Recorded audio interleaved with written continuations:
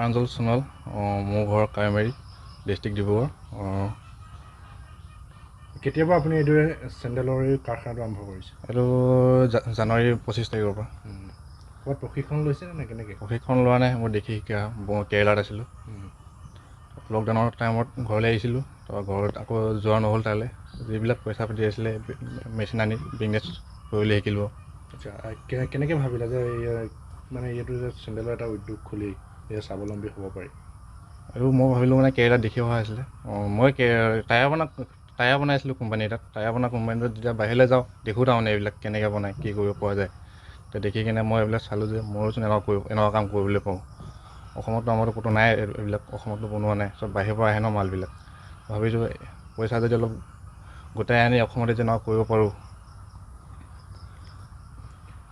এতিয়া তোমাৰ গোটেই খৰচটো কিমান হৈছে? গোটেই মানে সম্পূৰ্ণ টোটেলটো খৰচ হৈছিলে 2,45,000 খৰচ হৈছিলে এইটো।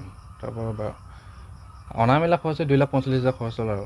এতিয়া কিমান উৎপাদন হৈ আছে তোমাৰ চেণ্ডেল? উৎপাদন এতিয়াতো বন্ধ হৈ গ'ল ন, মালবিলাক অহা বন্ধ হৈ আছে, চেলিংটো কম হৈ আছে।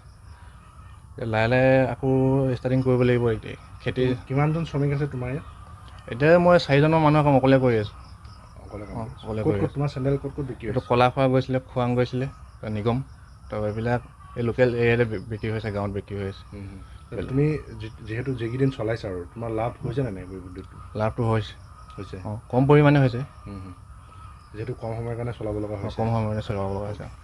তোমাৰ দৰে বহুত যুৱক যুৱতী এতিয়া বাহিৰত কাম কৰি আছে বা ইয়াতো কাম কৰি আছে, যিসকলৰ চাকৰি নাই, তেওঁলোকক কি আহ্বান জনাব আছিল তোমাৰ দৰে এইদৰে উদ্যোগ খুলিবলৈ?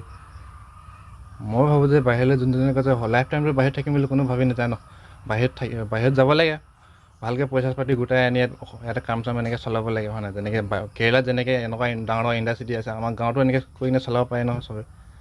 তুমি কিমানলৈকে পঢ়া শুনা কৰিলা? মই 10লৈকে পঢ়িলোঁ। 10লৈকে পঢ়িলা।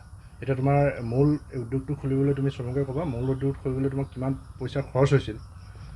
কিমান লোন পাইছা নেকি? লোন চোন পোৱা নাই। কিমান টকা খৰচ কৰি তুমি মুঠতে এইটো গোটেই প্ৰজেক্টটো আৰম্ভ কৰিছা?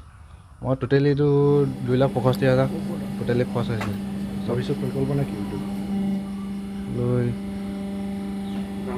ডাঙৰ কৰিম বুলি ভাবিছোঁ।